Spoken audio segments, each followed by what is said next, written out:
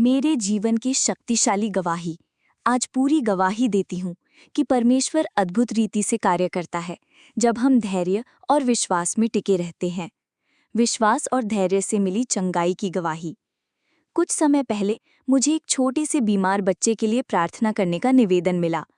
मैं उसके लिए रोज प्रार्थना करने लगी, पूरे मन से, पूरे विश्वास के साथ।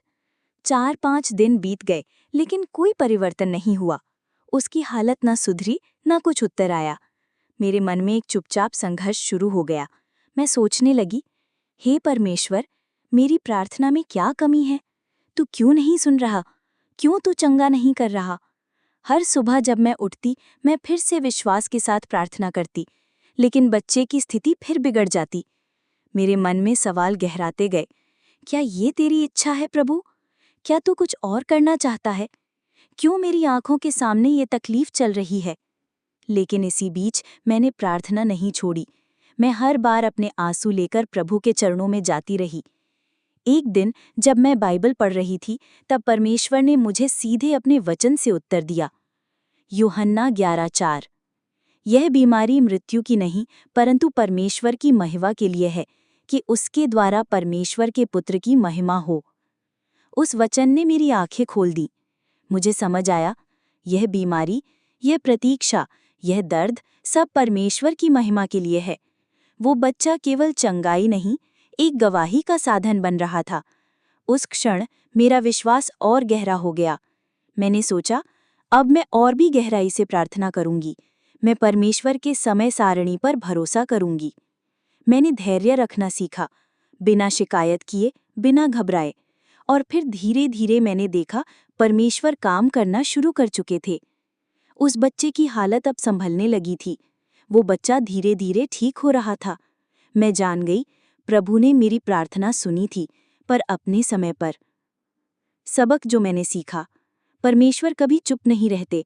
वे हमारी प्रतीक्षा में काम कर रहे होते हैं। हमारी प्रार्थना कभी व्यर्थ नहीं जाती, बल्कि वो स्वर्ग में बोई जाती है और सही समय पर फल लाती है।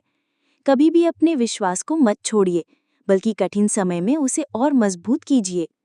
परमेश्वर अद्भुत रीति से कार्य करता है। उसका समय हमारी सोच से श्रेष्ठ होता है। अंत में एक संदेश। अगर आप भी किसी के लिए प्रार्थना कर रही हैं और आपको लग रहा है कि कुछ हो नहीं रहा, तो निराश ना हो। धैर्य रखें, विश्वास बनाए रखें। हो सकता है परमेश्वर चुप हों, लेकिन वे पूर्ण रीति से काम कर रहे हैं। गलातियों 6:9। हम भलाई करने में साहस ना छोड़ें, क्योंकि यदि हम ढीले ना हों तो ठीक समय पर कटनी काटेंगे। आज मैं यह गवाही देती हूँ कि मैंने परमेश्वर की महिमा को देखा है। उस बच्चे की चंगाई में मैंने प्रभु यीशु का हाथ देखा है। और यही मेरी आत्मा की छोटी सी पर शक्तिशाली गवाही है।